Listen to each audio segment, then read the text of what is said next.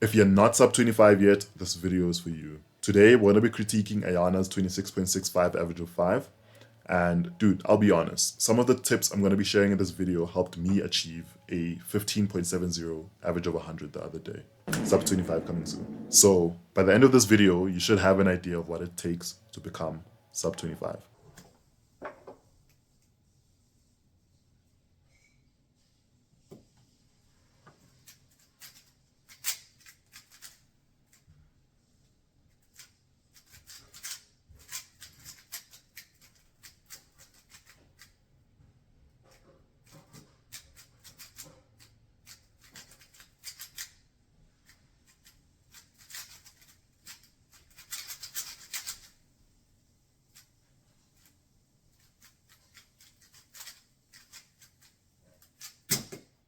Going into your first solve here, you broke multiple rules, which I think should be staples for somebody at your level.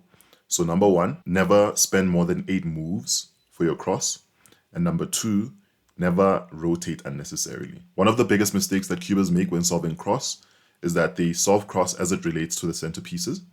And especially in situations like these where the pieces are inserted and aligned to their respective colors, it often leads to people solving the rest of the edges separately. I would go so far as saying you should ignore center pieces and focus on edge color relationships.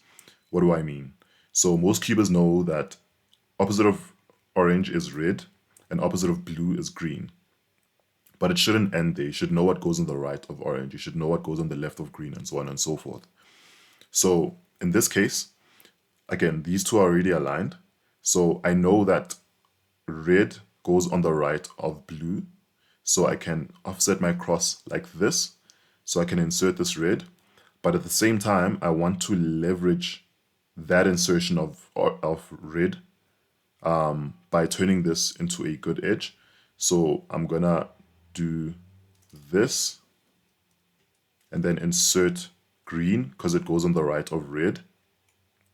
And then I'm going to insert red and then align my cross. For first pair, you went U and then you did this and notice this edge, rotated this way, did a U prime, U, R, U prime, R prime, U, R, U prime, R prime, R, U, R prime, U2, R, U prime, R prime, which pairs them up, and then you insert it with U prime, F prime, U, F. So that was a 22 move solution, which was extremely inefficient. And also want to mention that there's never a good reason to look into the back slots like this. You always want to have your eyes up on this part of your cube and the front 2 slots. Having looked at your solves, I think you're ready for advanced F2L. And mainly what that consists of are 2 principles. One being solving the back slots first. You want to typically avoid the front slots if you can help it. And the second being edge orientation. You want to look at the color of the edge and basically determine if it matches the front color. So orange being the opposite of red, this would be a oriented edge. So meaning we do not need to rotate for this pair. So it can be solved rotationlessly without F moves or B moves. So in this case, what I would have done is a U, L, U again, L prime, and then these two are paired up. And then I would do a U and then insert them into the back. Also, you want to avoid F move inserts just because they typically require a lot more regrips. I would rather you just do that, which also helps you look ahead to the other side of the cube. And then you got this free pair, which you solved like this, did a U, U, U, and then your finger tricks were that, which I don't know how efficient that is, but what I would have done differently is still apply edge orientation here. So looking at the top color, being orange, it does not match the front or the back color, so I know I have to rotate. So I'm going to rotate this way. Now orange matches red, so I'm going to, instead of regrip, I'm going to insert like that, which is 4 moves compared to your 7 move solution. For your third pair, you did a U prime, and I guess you did this so you could see this edge, but I think these two would have been a good enough pair to do without having to look into the back. Anyway, you did another U prime, then F, U, F prime, U, F, U prime, F prime. It sounds like I'm cursing. So again, you want to avoid F moves. I think you saw how many regrips you had in that solution. I would rather have you rotate. Sometimes rotations aren't all that bad. I know a lot of cubers out there say, you're rotating too much. There is a good time and a bad time to rotate, and this would have been a good time. What you could have done differently here is you wouldn't even need to do this to realize that this is the blue-red edge, just because the blue-yellow edge is already here, and the blue-orange has already been solved. So I know this is the blue-red, and applying edge orientation, I know that blue does not match red, so I'm going to rotate this way because I want this slot to be in front of me. And I'm going to solve these two without having to rotate or do F moves. So it would have been like that, and then I would go into this solution. And then for your last pair, you had your edge up here and corner in its slot. You did U prime, rotated, another U prime, then you removed this corner like this, which pairs these up, and then you did an F move insert. Again, I don't know how efficient that is. I would rather rotate and solve it like that. And then going into OLL, you did a U prime, then U2, and I guess you confused this OLL with OLL 37, which you did like this. And then you got this OLL, which you did like this. So I used to use a similar algorithm to what you did for this case, but I didn't like the regrip from home grip to here, and I thought it was kind of slowing me down, so here's what I use for this case. So obviously you confused OLLs in the beginning, so that was a recognition problem, and the solution I recommend for that is using an OLL trainer and basically training all the OLLs that you find difficult to recognize and or execute, and then just drill those every day until you basically know it by the back of your hand. And then for PLL, you got this GA perm, which you recognize like this. Again, I'd rather have you do this as opposed to that. And the way you're going to be able to get rid of that bad habit is by doing slow solves and even using a PLL trainer and intentionally trying to recognize with the U layer. Anyway, your finger tricks were also bad for this case. So I suggest learning finger tricks that allow you to execute the algorithm fluidly with minimal regrips.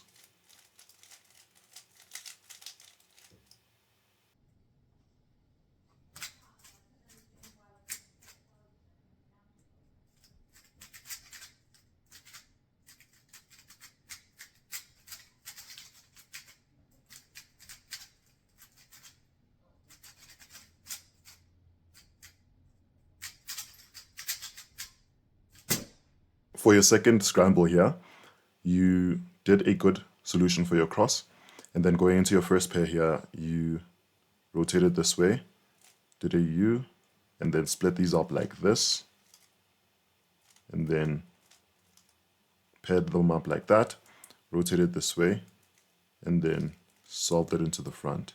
I don't know if that was intentional to preserve this pair, but even with this pair, you solved like this, which looks very similar to your last solve, but what I would have done in this case is to insert like that. But anyway, what would have been more efficient is solving this into the back immediately. Going into your third pair here, what I would have done from solving this edge corner pair here in the back, I would have recognized this case already, which I would have immediately gone into and solved it into the back so I can deal with this pair here in the front. But instead you chose to focus on this pair. So you did U prime, U prime, U prime. Then you had an unnecessary regrip. You did this to pair them up. So that's not necessary. You can just pair them up like that without having to regrip. And then you locked up trying to solve them into the front. So what I recommend to try and get rid of lockups is to do slow solves. When you do slow solves, you rely less on corner cutting and more on your accuracy of turning. So try to do more accurate full turns when doing slow solves, and that should translate to your fast solves. And then for your final pair, you had these two. You had two rotations in your solution, so you rotate it this way, did a U prime, split them up like this. Notice the other U prime, you could have done a U2 in both those situations. And then you did this to insert into the back. So still applying edge orientation to this edge, it's red and it matches the front, so you can solve this without F moves, B moves, or a rotation. So I would do it like this. I'd split them up like that, and that pairs them up, and I'd still would roll this R prime, which would insert into the back, and roll this R, which would insert into the front. For this OLL, you had poor finger tricks for it. You could do it like this, without having to regrip. And then for this UBE perm, you did this and proceeded to do the M2U algorithm. A lot of cubers actually struggle with that alg, so I suggest either learning new finger tricks or learning a whole new algorithm altogether, which is what I recommend.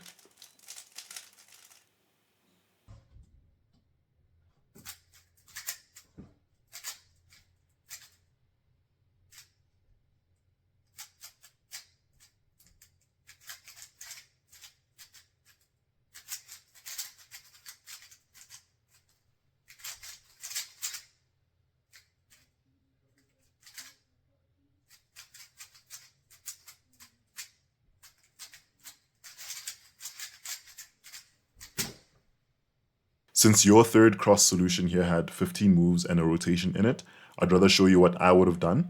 So current situation is that these two need to swap. We have a bad edge up here and a good edge back here. So what we're going to do is apply edge color relationships. So instead of solving the cross as it relates to the center pieces, we're going to ignore them and actually focus on the edge pieces. So I know that green goes on the right of red. And since we already have the red edge piece down here, I can easily insert green here to align it, but then I want to save moves. So what I'm going to do is put the orange edge piece here on top, because I know that orange goes on the right of green. So I can just insert green, which turns this into a good edge, and then I'll just insert orange, which has now given me 3 pieces that are solved.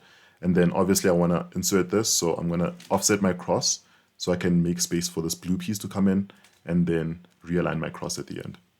For your first pair, you notice these two, and you did this triple 6E to a wide move insert into the back, which is good.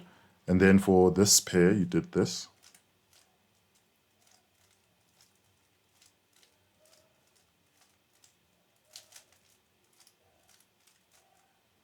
So that was 19 moves, which is way too many moves for a single F2L pair. Since you use intuitive F2L, what you could have done is take this corner out of the way and then remove the edge like that, and then solve that into the front. So I noticed a habit you have after inserting is that you do a U prime or a U before even looking at what you have in front of you. Had you not done that, you would have realized that you have this case, which can be easily solved in 8 moves like this. But instead, what you did was this.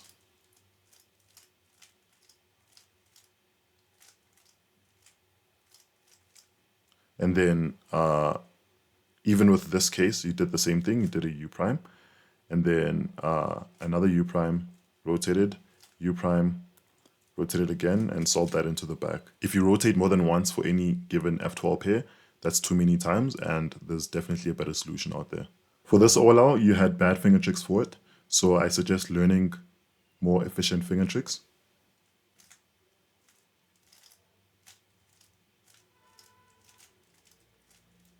So for this F perm, you did this for recognition, and I just want to give you a quick trick that I do for my last layer. I always have my cube slightly slanted like this, so I can see 2 sides at a time. So for this, from this angle, like you can tell that this is an F perm. So also learn more efficient finger tricks.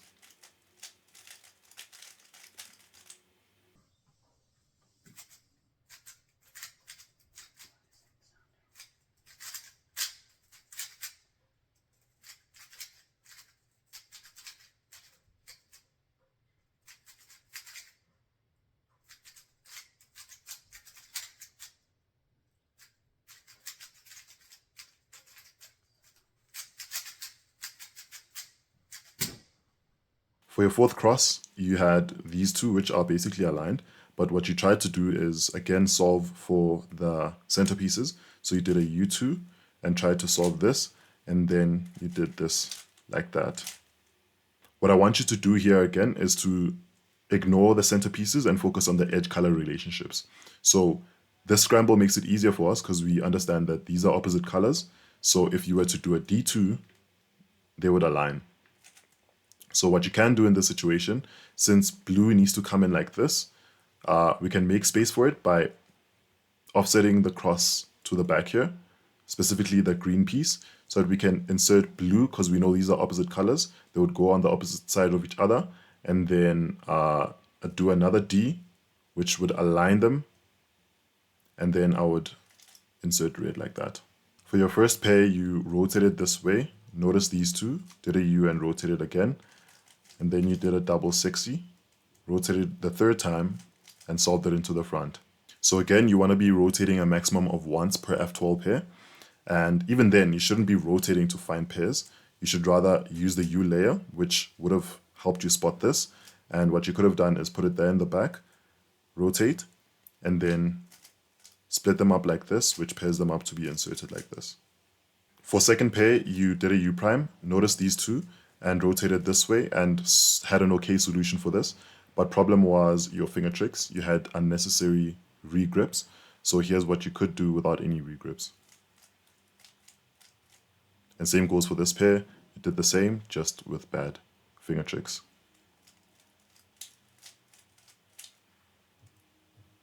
And then for your final pair, you did this and you got stuck here for a while. I think this should be an easy enough case to where you're able to solve it without even having to think about it, unless you're trying to figure out whether you should sledge, which would have been the better option. But in a case like that, I think you should drill your F2Ls either way. I use f2l.app, and you can just basically drill all your F2L cases just so you can get used to them and be sure to use efficient finger tricks. Once again, your OLL finger tricks could have been better. And then for this GA perm, you did a different G perm, which led to you two looking PLL. And then your UA perm also had bad finger tricks. So PLL trainer is the advice I have for you.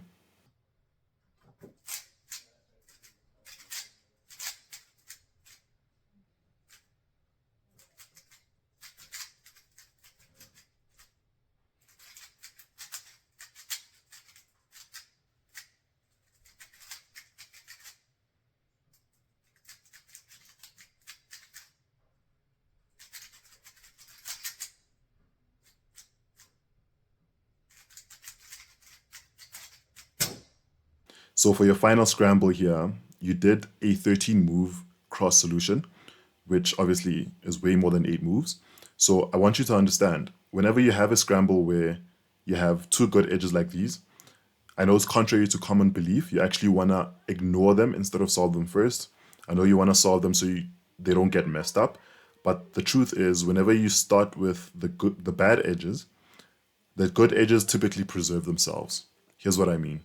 So again, we're going to apply edge color relationships. So orange goes on the left of blue. So what I can do is put orange on top of blue here, and then make sure that I insert orange so that it's on the left of blue. So that would be like that. So now that they're solved relative to each other, I can still insert these two and then align my cross at the end. For your first pair, you did U prime, and then you did this. And then you rotate it this way, did 2 U's, rotate it again, U prime, and then you paired these two up like this. And then you did a U2, then you did another U, U, and then solved with those finger tricks specifically. Again, finger tricks could have been better, recognition could have also been better. But what I would have done differently here, because this is a tough position, I would have played with the U layer, and then notice these two, and then solve them into the back. For this pair, you did this.